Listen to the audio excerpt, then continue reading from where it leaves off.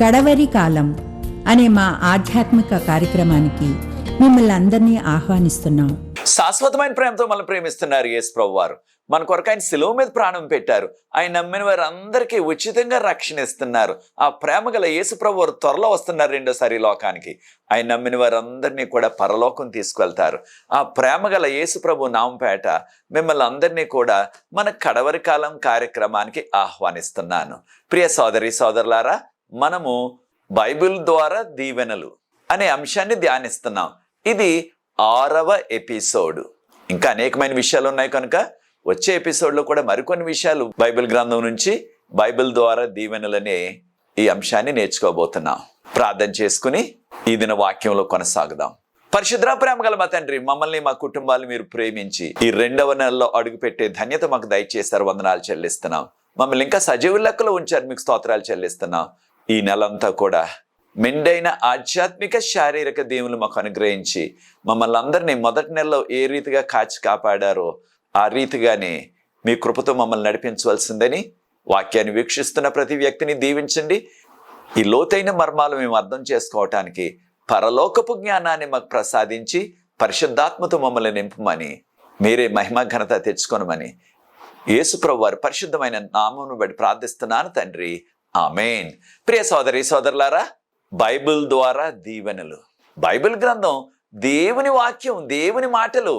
ఈ యేసు ప్రభు మాటలు మనకు బైబిల్ గ్రంథంలో రాతపూర్వకంగా వ్రాయబడ్డవి కనుక దేవుడు ఎంతో ప్రేమతో మన కొరకు వ్రాయించి ఇచ్చిన ఒక ప్రేమ సందేశం కనుక ప్రియ సోదరి సోదరులారా, దీనిని మనము ప్రతిదినం చదివినట్లయితే, కారణం ఆయన ఎంతో ప్రేమతో మన కొరకు రాయించి ఇచ్చిన ఈ ప్రేమ సందేశం. దీనిని మనం పఠించినట్లయితే, చదివినట్లయితే మనం ఎంతో ధన్యులు అవుతాం. కారణం దీనిలో దేవుని చిత్తం, మన పట్ల దేవుని చిత్తం ఏమైనదో మనం నేర్చుకోగలం. దానితో పాటు దేవుడు మనకి ఏ విషయాలు ఆయన బోధిస్తున్నారు, ఇంగ్లీష్లో ఇన్స్ట్రక్షన్ అంటున్నాం, ఆయన మనల నుండి కోరుకుంటున్న విషయాలు ఏమిటి, ఏం చేయమని ఆయన మనల్ని ఆదేశిస్తున్నారు.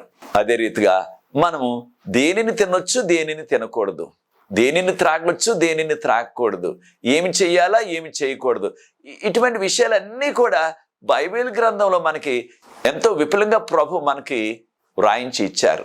కనుక ప్రతిదినం కూడా బైబిల్ గ్రంథం చదివినట్లయితే మనకు మెండైన ఆధ్యాత్మిక శారీరక దీవెనలు వస్తాయి. ఇది మనం ప్రకటన గ్రంథం 10వ అధ్యాయంలో ఉన్న కొన్ని ఆధ్యాత్మిక సత్యాలు మనం నేర్చుకోబోతున్నాం. ప్రకటన గ్రంథం రాసిన యోహాను గారు దర్శనంలో చూచారు, ఒక దేవదూత పరలోకం నుంచి దిగి వస్తున్నారు.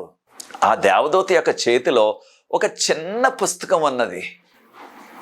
ఆ దేవదూత ఈ భూమి మీదకి వచ్చి తన యొక్క పాదాన్ని, అనగా దేవదూత యొక్క పాదాన్ని, ఒక పాదాన్ని భూమి మీద, రెండవ పాదాన్ని సముద్రం మీద ఉంచి నిలబడ్డారు.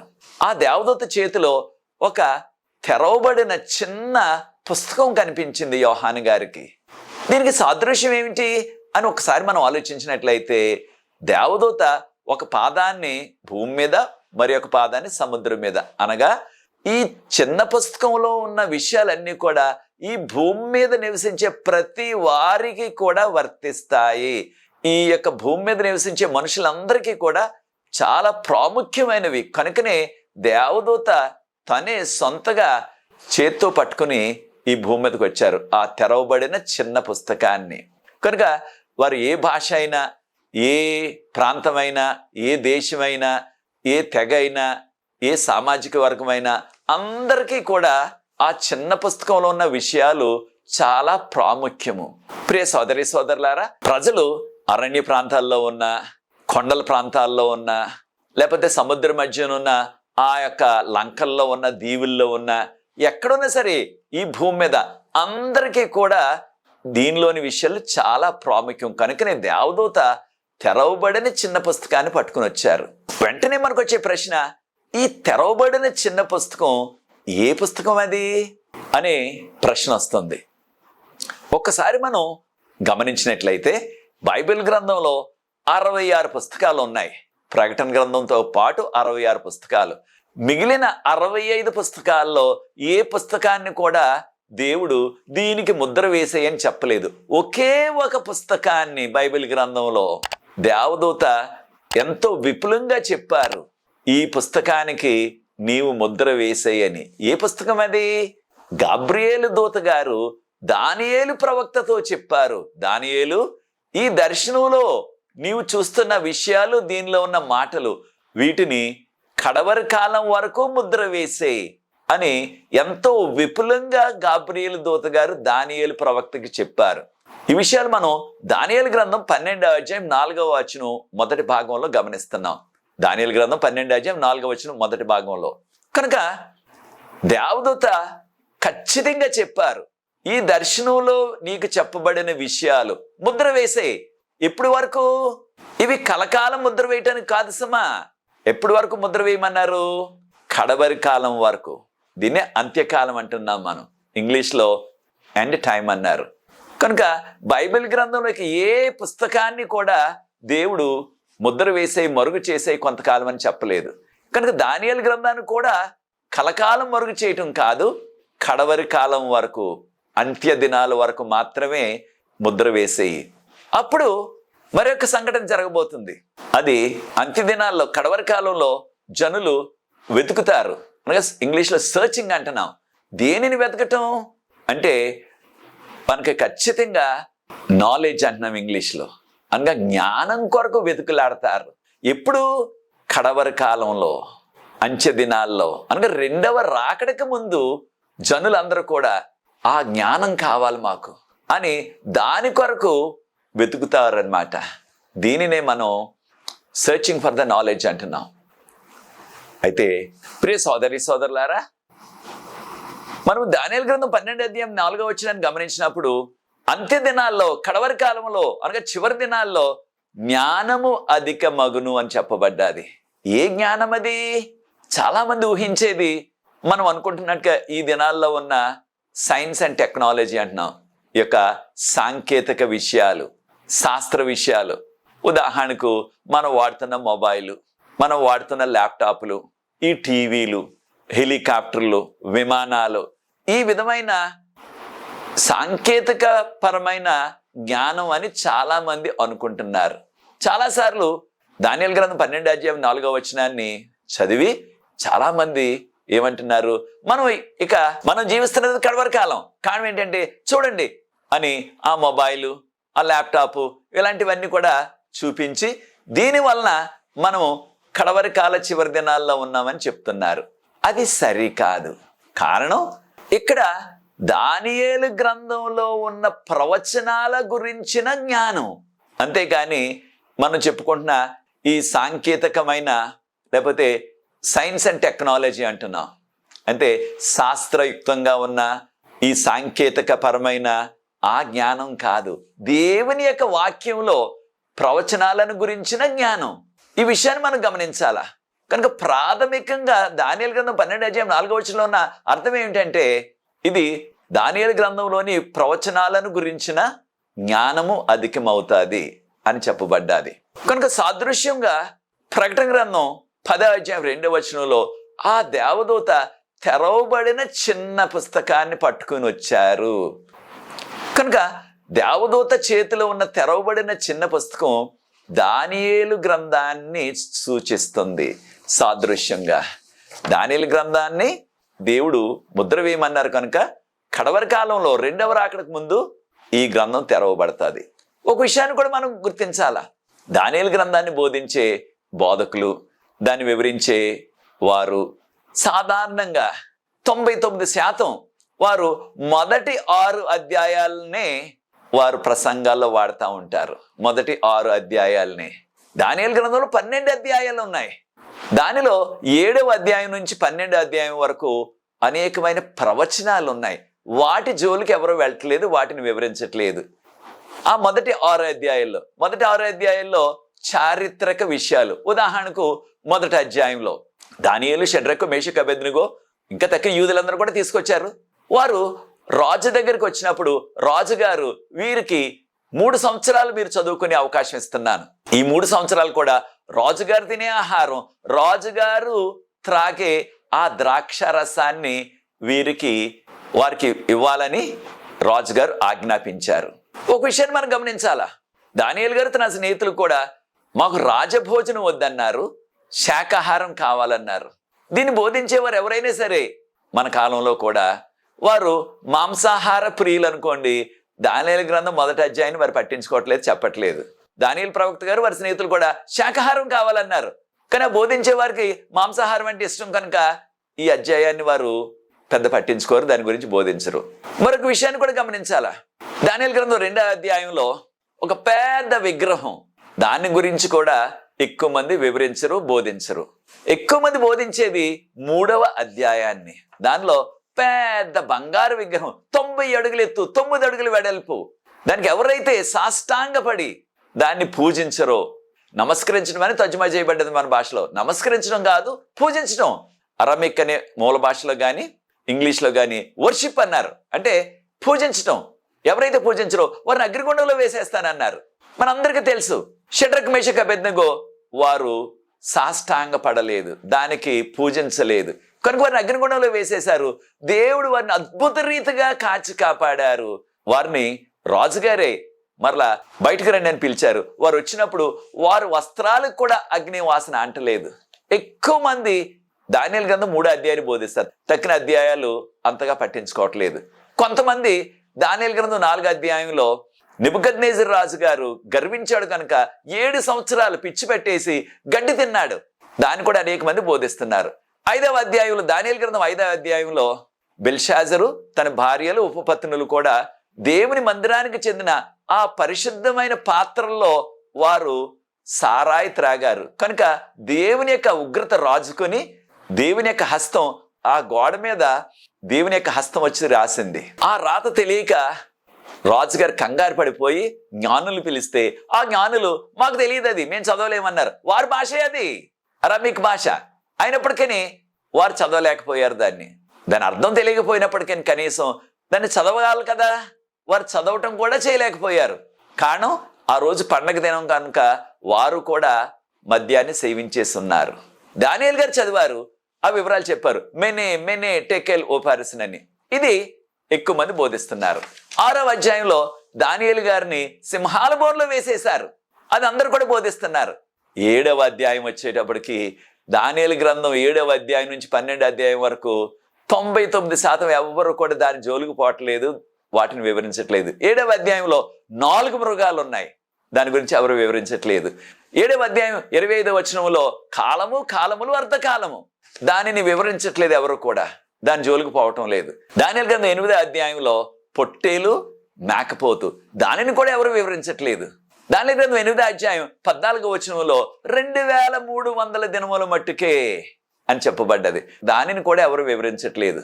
ఈ విధంగా దానియేలు గ్రంథంలో ప్రాముఖ్యంగా 7వ అధ్యాయం నుంచి 12వ అధ్యాయం వరకు ఉన్న అనేకమైన ప్రవచనాలు, వాటి జోలికి వెళ్ళట్లేదు ఎవరు, వాటి గురించి వివరించట్లేదు ఎవరు కూడా. ఎప్పుడైనా మీరు విన్నారా వీటి గురించి ఎవరైనా వివరించడం, బోధించడం? చాలా అరుదు.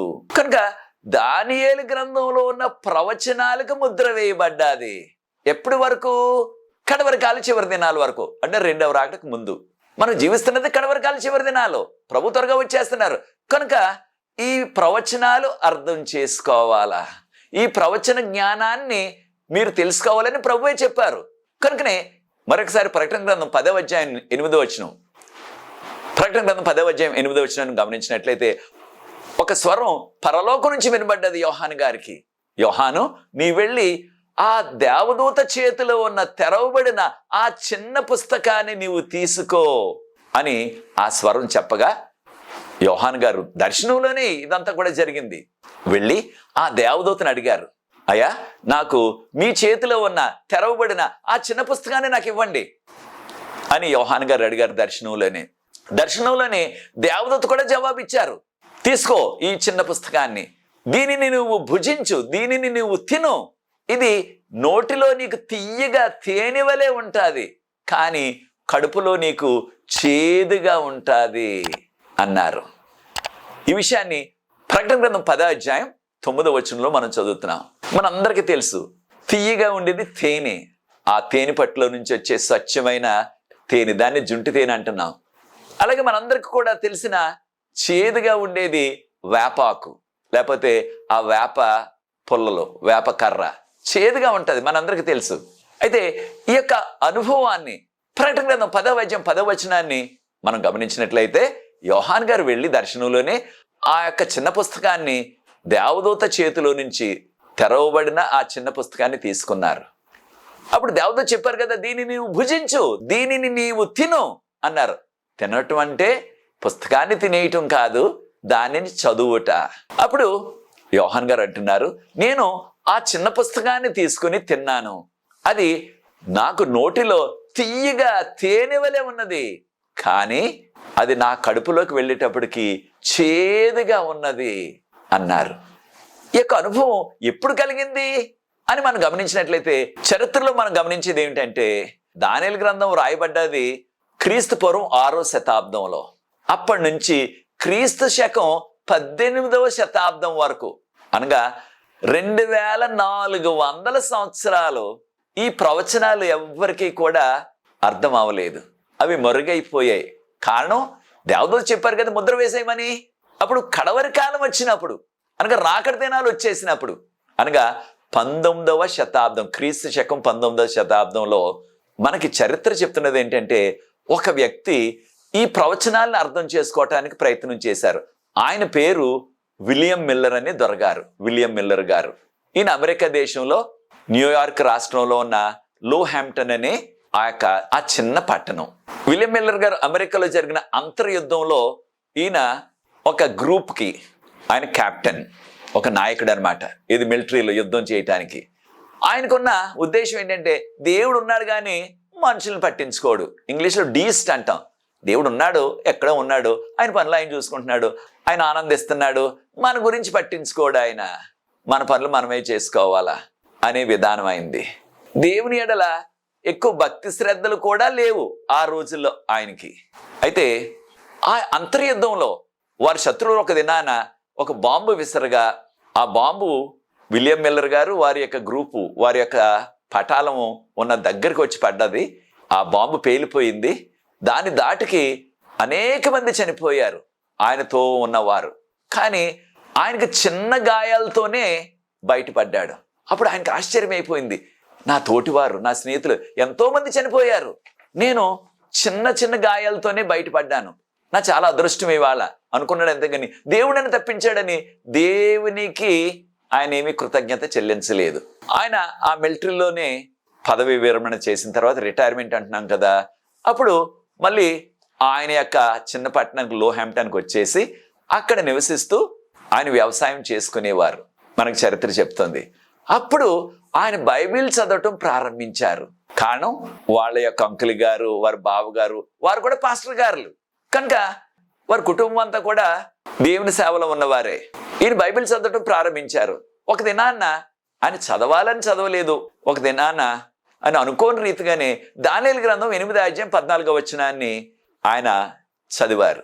చదివినప్పుడు దానిలో దానియేలు గ్రంథం 8వ అధ్యాయం 14వ వచనంలో 2300 దినముల మట్టుకే అప్పుడు తీర్పు తీర్చబడును అని చెప్పబడ్డది. అప్పుడు వెంటనే ఆయనకు వచ్చిన ఆలోచన ఏంటంటే, 2300 దినాలు ఏమిటివి అని ఆయనకు తెలిసిన ప్రాంతంలో ఉన్న పాస్టర్ గారులందరినీ కూడా ఆయన అడిగారు.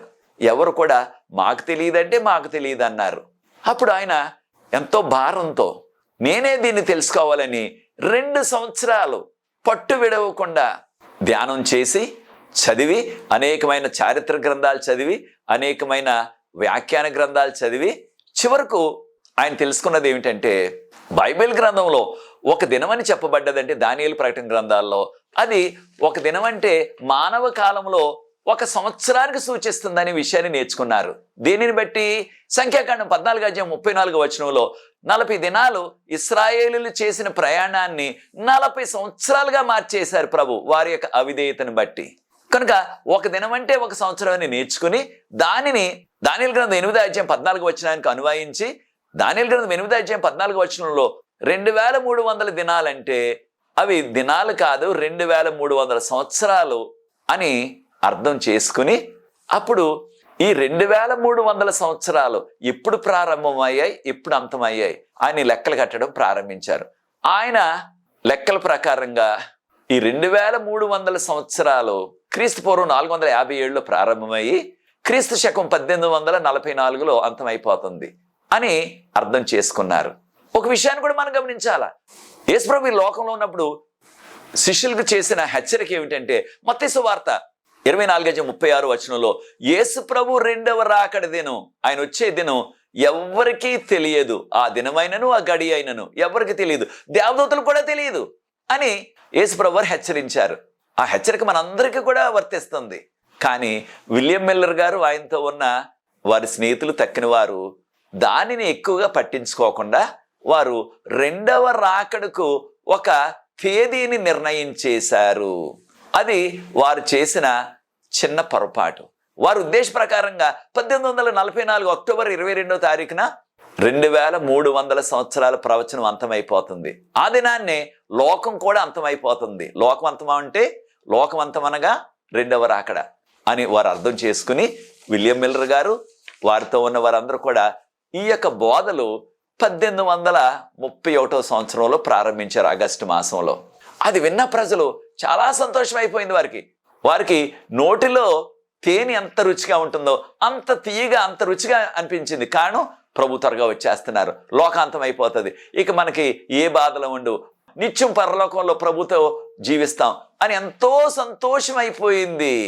నోటిలో తేనె ఉన్నట్లుగా దేవదూత చెప్పారు కదా, ఈ చిన్న పుస్తకాన్ని చదివితే నోటిలో నీకు తీయగా తేనె వలె ఉంటుంది, కానీ తర్వాత అది కడుపులో చేదైపోతుంది అన్నారు.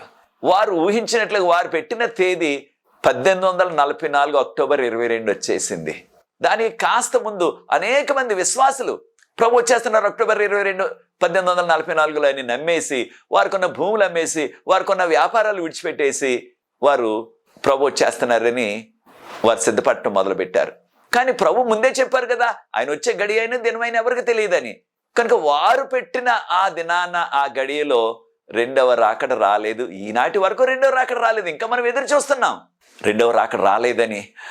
అప్పుడు వేలాది కొలది ఉన్న విశ్వాసులు, మనకున్న చరిత్ర ఆధారాలు ఏంటంటే వేలు కాదు లక్షల్లో ఉన్నారంటున్నారు. వారందరూ కూడా ఎంతో నిరాశ పడిపోయారు.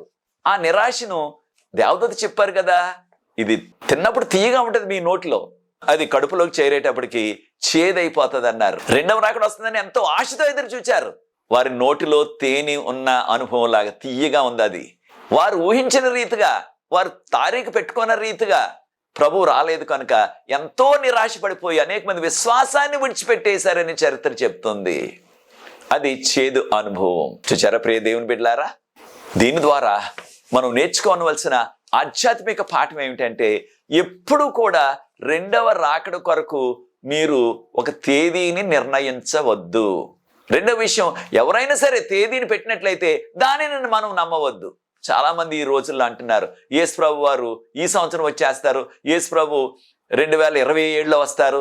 అనేక మంది లెక్కలు కట్టేస్తున్నారు, యూట్యూబ్లో పెట్టేస్తున్నారు, ఎంతో గలిబిలి చేసేస్తున్నారు ప్రజల్ని. యేసు ప్రభు వారి వాక్యం, యేసు ప్రభు వారు చెప్పిన మాటలు మత్తయి సువార్త 24:36 ఎవరికీ తెలియదు ఆయన వచ్చే గడి కానీ ఆయన వచ్చే దినం కానీ, దేవదూతలు కూడా తెలియదని చెప్పారు. ఆ విషయాన్ని మనం నమ్మాలి. దేవుని బిడ్డకు మనం చేయవలసింది ఏంటంటే మనం జీవించిన కాలం అంతా కూడా ప్రతి దినం కూడా దేవుని యొక్క రాకడ కొరకు మనం సిద్ధపడి ఉండాలి. కనుక ఆధ్యాత్మిక సిద్ధపాటు చేసుకోవాలి మనం. అప్పుడు ఆయన ఎప్పుడు వచ్చినప్పటికీ మనకి సమస్య లేదు. అనేక మంది 1844 అక్టోబర్ 22న యేసు ప్రభు రాలేదని విశ్వాసం విడిచిపెట్టేశారు, మందిరానికి వెళ్ళటం విడిచిపెట్టేశారు. చూచారా ప్రియ దేవుని బిడ్డలారా, ఒక మానవులు పెట్టిన ఒక తారీఖును, ఒక తేదీని నమ్మినట్లయితే ఎంత అనర్థం వస్తుందో. కనుక మనం కూడా ఈ కడవరకాల చివరి దినాల్లో అటువంటి ప్రయోగం ఎవరైనా చేసినట్లయితే దానిని నమ్మవద్దు, ఆ జోలికి వెళ్ళొద్దు. ప్రకటన గ్రంథం 10:11 మనం గమనించినట్లయితే ఇది జరిగిన తర్వాత, అనగా ఈ చేదు అనుభవం వచ్చిన తర్వాత నీవు అనేక మందికి నువ్వు మరలా ప్రవచించాలా. అనేక దేశాల వారికి, అనేక భాషల వారికి, రాజులకు కూడా నువ్వు ప్రవచించాలని చెప్పబడ్డది. అనగా దేవుని యొక్క వాక్యంలో ఉన్న విషయాలు అందరికీ కూడా బోధించాలి. వాక్యంలో ఉన్న విషయాలే బోధించాలా. మన సొంత ఉద్దేశాలు ఇతరుల మీద రుద్దొద్దు. మనం వాక్యాన్ని వివరించినప్పుడు మన సొంత ఉద్దేశాలు కాదు, వాక్యాన్ని ఇంకొక వాక్యంతో పోల్చి మనం బోధించాలా. అంతేగాని మన యొక్క సొంత ఊహలను ఇతరుల మీద రుద్ది ఇదే సత్యమని చెప్పినట్లయితే అది ఆధ్యాత్మికంగా చాలా ప్రమాదానికి మనల్ని నడుపుతుంది. అదే జరిగింది విలియం మిల్లర్ గారికి, వారితో ఉన్న బృందానికి. అటువంటి ప్రయోగం మనం చేయకూడదు. చివరిగా ఒక విషయాన్ని చరిత్ర మనకు చెప్తున్నది ఏంటంటే, ఈ చేదు అనుభవం జరిగిన తర్వాత 2 నెలల తర్వాత 1844 డిసెంబర్లో ఒక యవ్వన స్త్రీ, ఆవిడ పేరు ఎలెన్ గోల్డెన్ హార్మన్, వారికి దేవుడు, ఆవిడకు అప్పటికి 17 సంవత్సరాల యవనస్తురాలు, దేవుడు దర్శనాలు ఇవ్వటం మొదలుపెట్టారు. కళల ద్వారా, దర్శనాల ద్వారా ప్రభు మాట్లాడారు. యోవేలు గ్రంథం 2:28-29 వచనాలు మనం గమనించినట్లయితే యవనస్తులు దర్శనాలు చూస్తారని చెప్పబడ్డది. ఈ యొక్క యవనస్తురాలు దర్శనాలు చూడటం ప్రారంభించారు. ప్రియ సోదరి సోదరులారా, కడవరి కాల చివరి దినాల్లో జీవిస్తున్నాం. మనం నేర్చుకుంటున్న ఆధ్యాత్మిక సత్యం ఏంటంటే, బైబిల్ని పాటించినట్లయితే, బైబిల్ని అనుసరించినట్లయితే మనకు మెండైన ఆధ్యాత్మిక శారీరక దీవెనలు వస్తాయి. మన సొంత ఉద్దేశాల్ని జోడించవద్దు, అది ప్రమాదం. అది చాలా చేదు అనుభవానికి నడిపిస్తుంది. బైబిల్లో ఉన్నది ఉన్నట్లుగా మనం చదివి దాన్ని అనుసరించినట్లయితే, వాక్యపు వెలుగులో జీవించినట్లయితే, ఆజ్ఞల వెలుగులో జీవించినట్లయితే అది ఎంతో ధన్యత, అది దీవెనకరం మనకి. కనుక ప్రియ సోదరి సోదరులారా, ఈ ప్రకటన గ్రంథం 10వ అధ్యాయంలో ఉన్న జరిగిన విషయాలు, ఆ చేదు అనుభవం మనకు రాకుండా ఉండాలంటే మన సొంత ఉద్దేశంతో ఎటువంటి రెండవ రాకడకు తారీఖులు, తేదీలు నిర్ణయించకుండా దేవుని చిత్తానికి లోబడదాం. ప్రభు త్వరగా వస్తున్నారు కనుకనే అనేకమైన రాకడ సూచనలు మనం చూస్తున్నాం. మనం ఆధ్యాత్మికంగా సిద్ధంగా ఉందాం. అప్పుడు మనకెంతో మెండైన, మనకెంతో గొప్ప ఆధ్యాత్మిక దీవెన కలుగుతుంది. కనుక బైబిల్ గ్రంథాన్ని మనం అనుదినం చదువుతూ దాని ప్రకారంగా మనం జీవించినట్లయితే మనకు మెండైన శారీరక ఆధ్యాత్మిక దీవెనలు వస్తాయి. కలకాలం ఉండే ఆధ్యాత్మిక దీవెన ప్రభు రెండోసారి వచ్చినప్పుడు పరలోకం తీసుకెళ్తారు. ఆ పరలోకంలో మనం కలకాలం జీవిస్తాం. అది నీ నిర్ణయం అయినట్లయితే నాతో ఏకీభవించండి, ప్రార్థించి ఈ 6వ ఎపిసోడ్ ముగిస్తాను. అనేకమైన విషయాలు ఉన్నాయి కనుక వచ్చే ఎపిసోడ్లో కూడా మరికొన్ని విషయాలు బైబిల్ ద్వారా దీవెనలు అనే విషయాన్ని బైబిల్ గ్రంథం నుంచి నేర్చుకోబోతున్నాం. ప్రార్థన. పరిశుద్ధ ప్రేమగల మా తండ్రి, వాక్యాన్ని వీక్షిస్తున్న ప్రతి వ్యక్తిని ఆశీర్వదించవలసిందని, ఈ పరిచర్య ముందు కొనసాగడానికి ఎవరైతే సహకరిస్తున్నారో వారందరూ ప్రత్యేకంగా దీవించమని, మా సొంత ఉద్దేశాలు కాకుండా మీ వాక్యంలో మీరు మాకు తెలియజేసిన విషయాల్ని మేము నమ్మి వాటి ప్రకారంగా మేము జీవించే ఆ కృప మాకు దయచేయమని, కడవరి కాల చివరి దినాల్లో మీకు యోగ్యమైన కుమారులుగా, కుమార్తెలుగా జీవించడానికి మీ కృప మాకు దయచేయమని యేసుప్రభు వారి పరిశుద్ధమైన నామమును బట్టి ప్రార్థిస్తున్నాను తండ్రి, ఆమేన్. ప్రియ సోదరి సోదరులారా, ఈ పరిచర్య ముందుకు కొనసాగటానికి మీరు కూడా సహకరించండి. ఈ పరిచర్యలో పాలుభాగస్తులు అవ్వండి. ఈ తెర మీద వచ్చే నంబర్కు నన్ను సంప్రదించినట్లయితే ఆ వివరాలు మీకు అందిస్తాం. దాని ద్వారా మీరు కూడా ఈ పరిచర్యలో పాలుభాగస్తులు కావచ్చు. మనకి ప్రార్థనా బృందం ఉన్నది. ప్రతిదినం కూడా విజ్ఞాపన ప్రార్థన చేస్తున్నాం. ప్రతి సాయంత్రం కూడా అనేకమైన జవాబులు ప్రవహిస్తున్నారు. కనుక ప్రియ సోదరి సోదరులారా, మీరు కూడా మీకు ఎటువంటి ప్రార్థన అవసరం ఉన్నప్పటికీ ఈ తెర మీద వచ్చే నంబర్కు నన్ను సంప్రదించినట్లయితే మీ కొరకు కూడా మేము ప్రార్థన విజ్ఞాపన చేస్తాం. ప్రభు మిమ్మల్ని ఆశీర్వదిస్తారు. కనుక మీరు ఈ అవకాశాన్ని సద్వినియోగం చేసుకోవాల్సిందిగా మనవి చేస్తున్నాను. నా కొరకు, ఈ పరిచర్య కొరకు మీరు ప్రార్థించండి. దేవుడు మిమ్మల్ని ప్రత్యేకంగా ఆశీర్వదిస్తారు. వచ్చే కార్యక్రమంలో అనగా 7వ ఎపిసోడ్ బైబిల్ గ్రంథం ద్వారా దీవెనలు, మరికొన్ని విషయాలు బైబిల్ గ్రంథం నుంచి ఏ రీతిగా మనం బైబిల్ గ్రంథం ద్వారా దీవెనలు పొందగలమో ఆ విషయాలు మనం నేర్చుకోబోతున్నాం. దేవుడు మిమ్మల్ని ప్రత్యేకంగా దీవించుగాక. God bless you.